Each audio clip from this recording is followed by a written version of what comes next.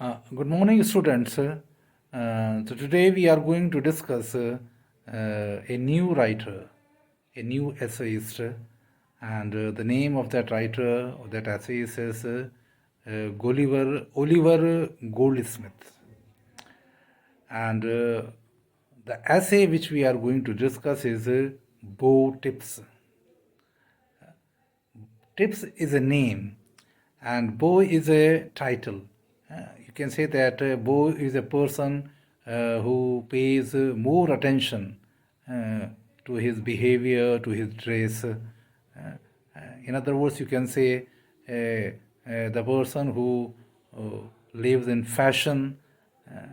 But I hope that Beau is a person who pays rather more attention towards his dress and behavior. And he lives a very fashionable life. Beau Tibbs. Tibbs is a name. Now, Oliver Goldsmith was the son of a poor Irish parson. P-A-R-S-O-N. Parson means a clergyman. He began his study in Dublin. Dublin is the capital of Ireland. But he wandered on the continent for several years. He wandered all over the Europe for several years. And earning his living by flute, by playing the flute, he earned his livelihood. In the year 1756, Goldsmith came to London almost penniless, without a penny in his pocket. At last, he turned to literature and he wrote essays, novels, and a few poems. His essays reflects views on contemporary English society. His essays are in equal comparison with Richard Steele and Addison, who were the famous essayists of 18th century. So his essays are in comparison, are equal with the great essay writers. He also makes fun of the people of his own generation. This is the characteristics of his writing, that he has made fun. He has very amusingly and very humorously described the lives of the people of his own generation. There is an element of humor in his essays. He is interested in portraying the national characteristics. He has also described, hinted about the national characteristics of the people. So he was a very learned man, and the famous novels are The Vicar of the Wakefield, and there is a play, She Stoops to Conquer, and there is two very famous poems of Goldsmith, The Scholar Gypsy and The Deserted Village. So, and the essays, as you know, that which we are going to discuss, he has also tried his essays, his hands in essays, and he has written some very humorous essays. Now look at the essay Beau Tibbs. Beau Tibbs is an imaginary character. Like Goldsmith's other essay, in which there was a character, the man in black. And these are characters just like as we have in Steele and Addison, Sir Richard D. Cowley. So like that, Beau Tibbs and the man in black was an imaginary character in Goldsmith essays. It is a central character in a series of essays which Goldsmith contributed to the periodical The Public Ledger, The public ledger is the name of the periodical to which he contributed these essays on the consideration of a guiana per essay. And he was paid by the periodical, the public ledger, a guiana per essay. Now, what is a guiana? Guiana is a coin which was prevalent, which was minted in Britain around 1633, and it continued in use till 1814 or 13 sometime. So during this period, these coins were minted, and which were called guiana.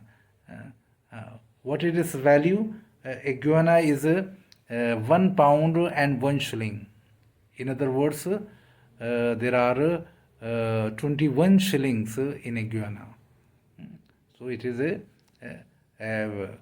very strong currency. It is more a character sketch than an essay. Beau Tibbs gives us an interesting analysis of the English society of the 18th century. Through the character of Beau Tibbs, Goldsmith has portrayed, has presented the society of 18th century. The charm of the essay lies in contrast, contrast means in opposition between the exposition of his behavior and the reality of his situation. As he was exposing, as he was showing his character, his behavior, and the reality. So there was a lot of gap. There was a complete contrast between his behavior and between his reality. He was penniless. There was not a single coin in his pocket, but he boasts his links with the aristocratic class. Not links, but in the essay, he says that he has dinner with the famous personalities of his time, and particularly he refers Duchess of Piccadilly and others, Lady Gorgrom. He says that he has dinner with them, although there was not a single coin in his pocket.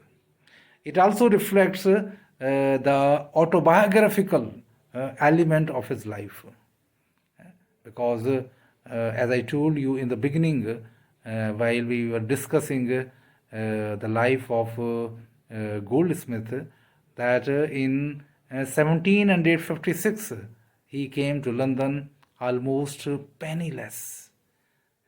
So I hope that there is some kind of autobiographical element in description of the character of Beau Tibbs. And Goldsmith's style evokes humor rather than sarcasm or satire. So there is no element of sarcasm, but it evokes our laughter. We enjoy that the writer is making fun of the people of 18th century. Now, what happened in the 18th century? 18th century was a period when there was a lot of wealth. England was a prosperous country at that time. During the 18th century, its kingdom has gone far off lands. So the people behavior has also changed. But the writer points out that one should have to work hard to earn money or to get a status. What happens that there is a tendency among some people that they avoid working hard, they avoid work, and want to hang upon some famous person or some wealthy persons, and they expect that their need would be fulfilled by these rich people and well-linked people. Uh, but the writer gives this message in this essay that in this way they are wasting their life.